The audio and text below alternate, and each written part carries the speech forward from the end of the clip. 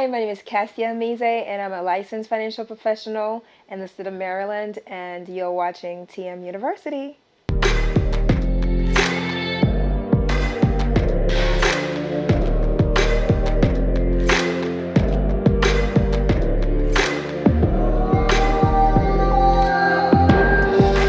Speaking math, people don't know this, but especially when you think about the Greek origins that math has. You talk about Pythagoras that talked about brought about the Pythagorean theorem. These people actually held debates, you know, which is analogous, or which is where we get people publishing papers today, right? Because there is a need of communication in any field of study. And math is a principal example. All right. So when you're teaching children as well, you want them as young as they are to be able to understand the logic behind the methods. And the way you could teach any logic is to convince another. That's communication. It's not just about facts and figures. They have to understand why they do the what. You understand? Yeah. I'll tell you a story. When we were learning Pythagorean theorem back in Nigeria, and this is usually how they usually start. They tell you that the shortest distance between 2 points is a straight line that joins it.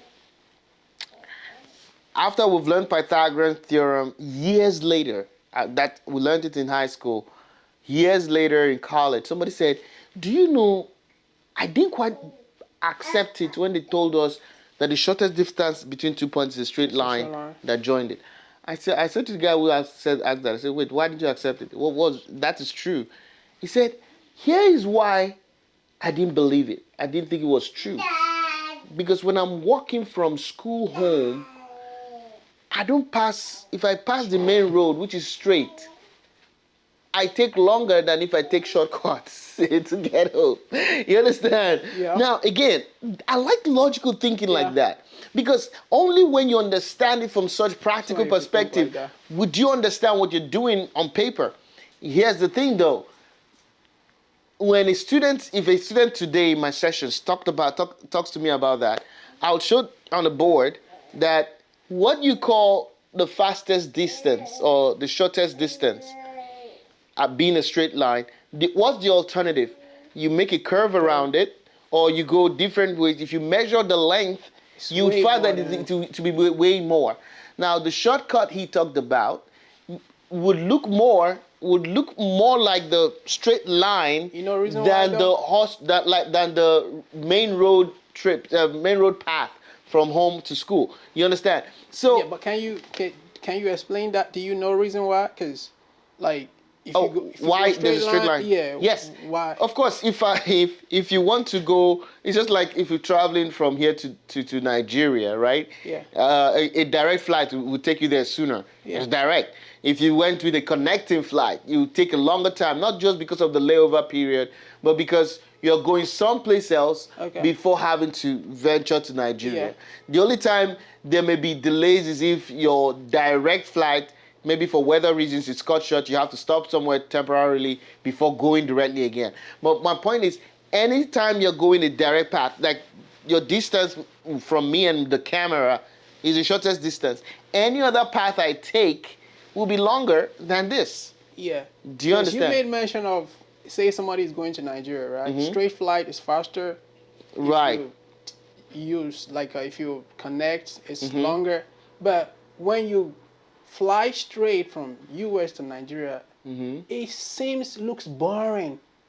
You see less stuff that interests you but if you do a stopover, you kind of like get yourself engaged with a lot of stuff, and to you seeing those things doesn't make. Yeah, I get what you're saying, but there are certain things that are subjective. Okay. Here's what I mean. If you touch something hot, or you're coming from a sauna, a hot place, right, and you hold on to something at room temperature, it will seem colder. Cold, right? Yeah. Now, but the temperature of that thing is what it is. Yeah. But your perception of it is different. It's different. Because of where you've come from. Yeah. Do you understand? Now, so there's the truth and there's the reality of your experience. Okay. They are varied because of what has happened. So when you talk about the direct flight seeming longer on account of being boring, Yeah. it doesn't change the distance. Distance, yeah, yeah. What changes is your experience of it. That's what I was trying to explain. Right. Because to him, he kind of like enjoy the shortcut, The shortcut, more. yeah, exactly. The straight line to school seems boring Yeah. to him. So when you do math or when you teach math, do you know when you get into the zone? Like, like Again, the thing is,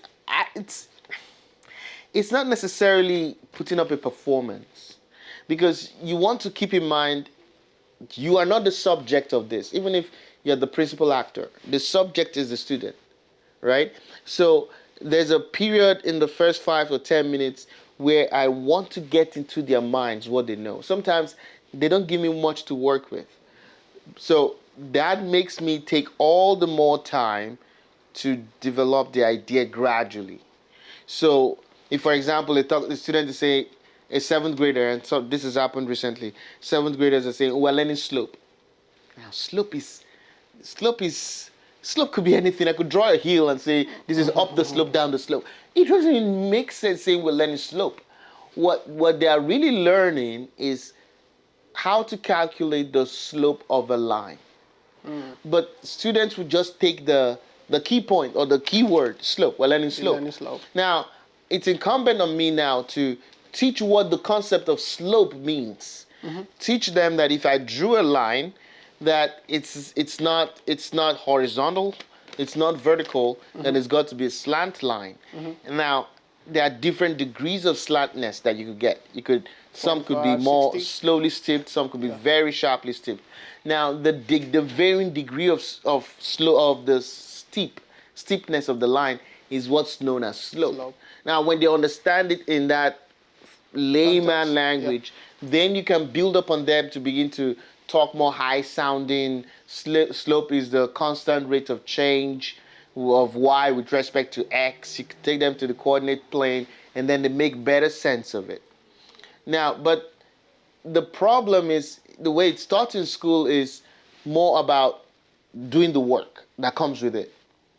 When the concept is not there, and what you So basically, the school is not teaching the concept. And you don't blame the school. I'm very reluctant to blame the school, because when you have. So who is to be blamed? Okay, let me put it this way. Let me put it this way. Most of them will say, "Oh, you teach it better than my teacher." I said, "No." I feel for the teachers because I'm a tutor myself. The student to tutor ratio in my program is very short, small. The largest class I've had to teach is 8 students at once, and that was a special circumstance too.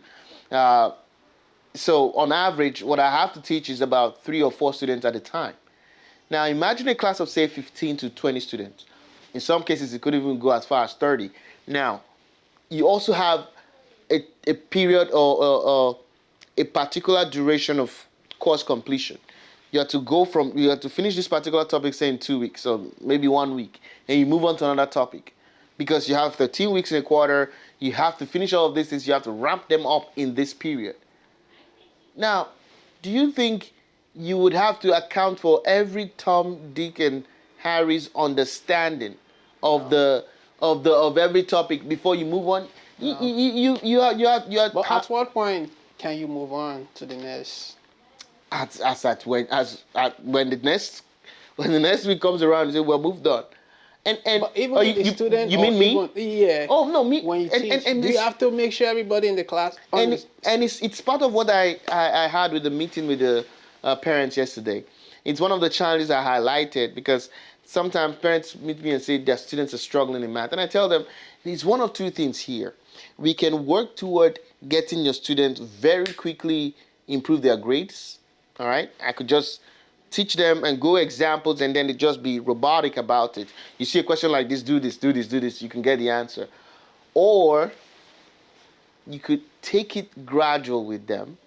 Their grades may suffer in the meantime, but they're building the concepts gradually. And thinking about math logically takes a while to get used to. but the results are far reaching. The students are themselves don't get to be scared of math because now they can think. They know that it invites them to think too. And that is why I find that some smart students, even here in the US system, some smart students do well in simple questions like find the slope of the line that passes through the points 2, 3, and 5, 8. They can do it. But put it to them in a word problem format.